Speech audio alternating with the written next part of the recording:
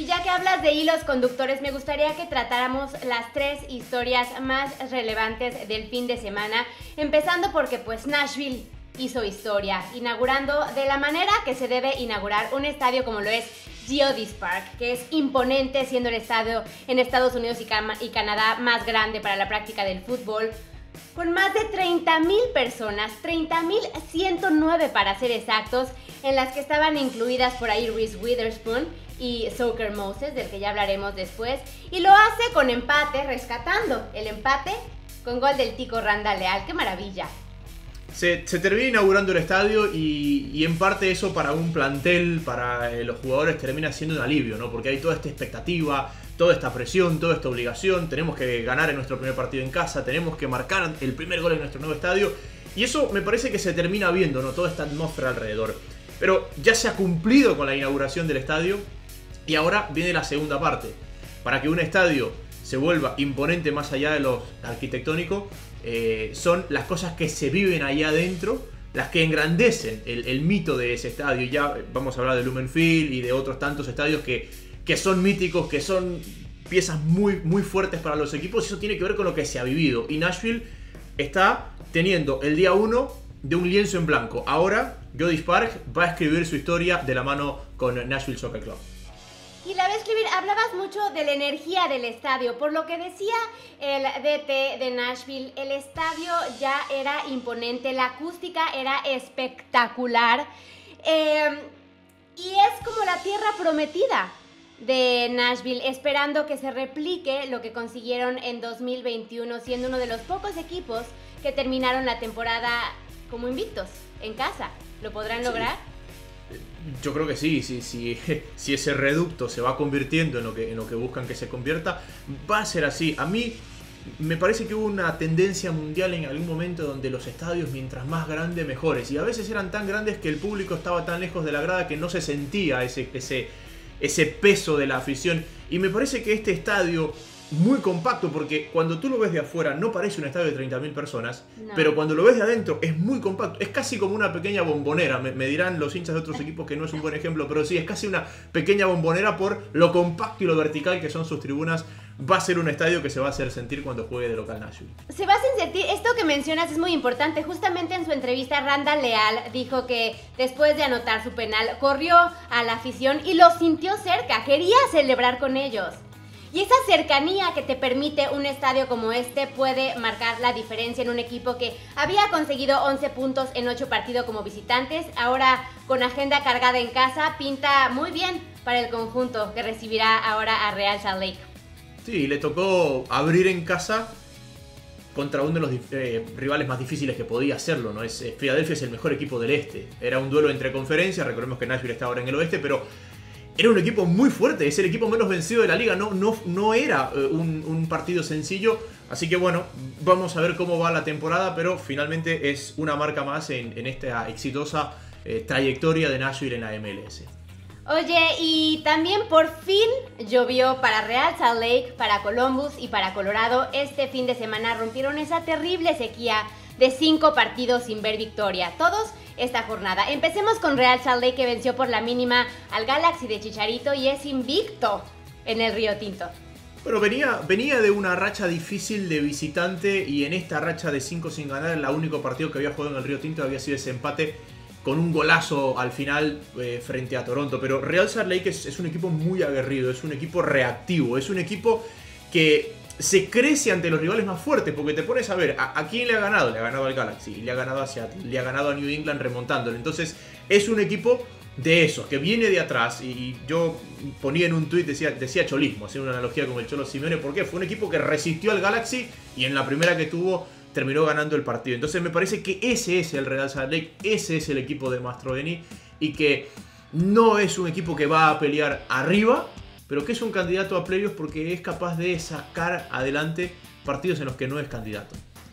Y ahora sigamos con Colorado, que hizo también lo mismo en un estadio donde también está invicto, pero frente a unos Timbers que ciman 3 partidos sin ganar, Jaime. Lo de los Timbers es preocupante, pero eso es objeto de otro análisis, su momento deportivo. Pero fíjate, llegó Sardes en mitad de semana y participa en la jugada ofensiva que termina en el tanto de la ventaja.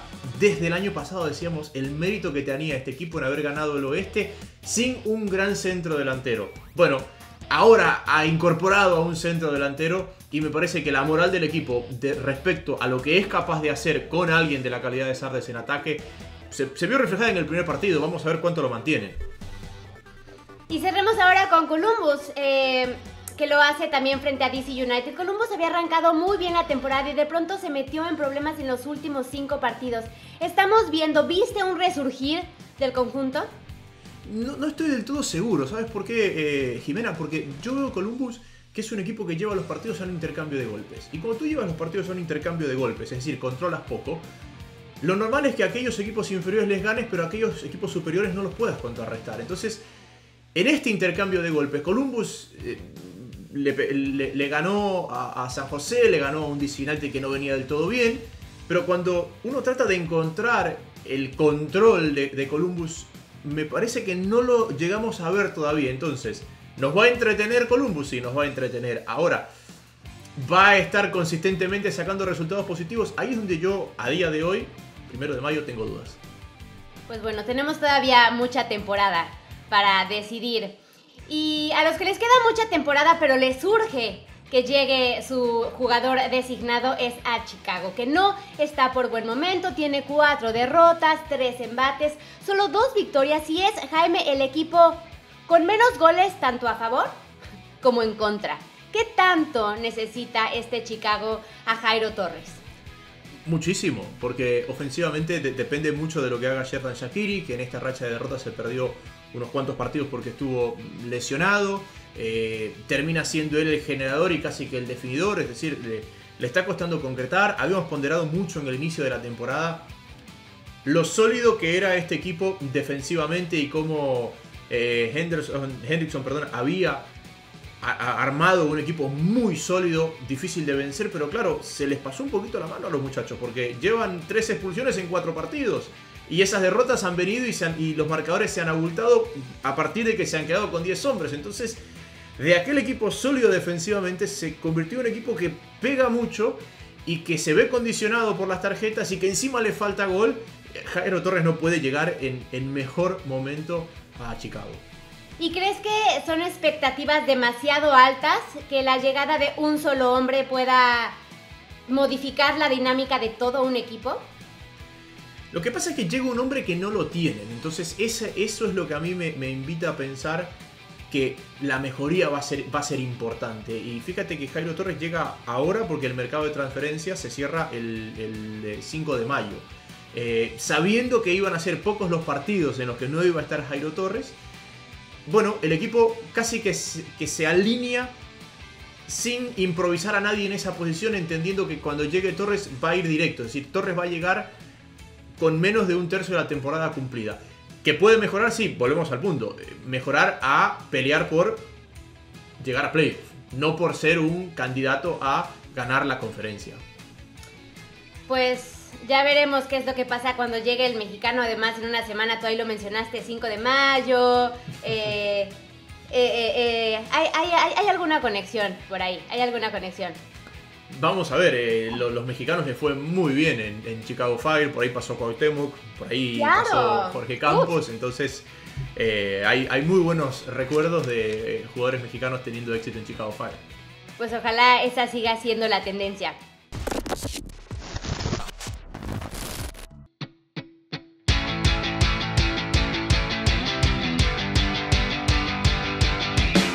Momento de los golazos de la semana. Arrancamos con Sebastián Ferreira, quien aprovechó de forma brillante que el portero salió de su área y sorprendió con este disparo casi desde el círculo central que terminó siendo un cohete de golazo de larga distancia.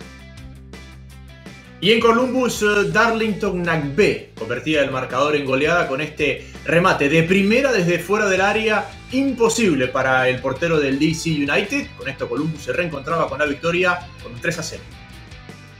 Y aquí Sebastián Driussi recibe el balón en el sector izquierdo del área, se lo acomoda y saca este derechazo con comba que se clavó al ángulo derecho. Este es el 7º golazo del argentino.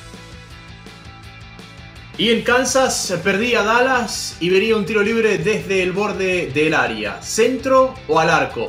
Alan Velasco termina mandando un remate al arco imposible para Melia. Con este tanto empataba a Dallas 1-1.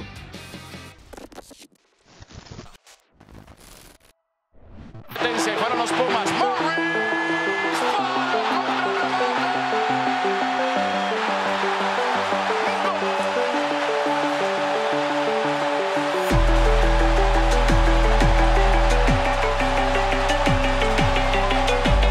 Ha sido una noche histórica para Seattle Sounders y para la MLS con el primer título de la CONCACAF Champions League. Pero que ese 3-0 final no nos haga olvidar el camino que recorrió Seattle Sounders para levantar el máximo trofeo continental. Porque a veces no es cuán bueno eres cuando las cosas van bien, sino cómo te sobrepones a cuando las cosas no van del todo bien. Y en esos momentos es donde se ven las estructuras sólidas y donde se premia al respeto a los procesos. Porque este es un equipo que tuvo que sobreponerse a un déficit de 2 goles en el partido de ida y que en el partido de vuelta se encontró con 2 lesiones antes del minuto 25. Y que uno de sus jugadores en el medio campo fue reemplazado por un chico de 16 años, Obed Vargas, de Alaska, producto de la cantera de Seattle. Y ahí volvemos a hablar de los procesos y de las estructuras y de cómo todo el mecanismo para formar jugadores y llevarlos al profesionalismo termina dando resultados deportivos, porque terminó jugando Vargas el partido como un veterano en la mitad de campo de Seattle. Y todo esto le complicó la primera parte a Seattle, que recién se pudo poner en ventaja con una genialidad de Rusnak prolongada por Arriaga y definida por Raúl Ruiz Díaz justo antes del descanso.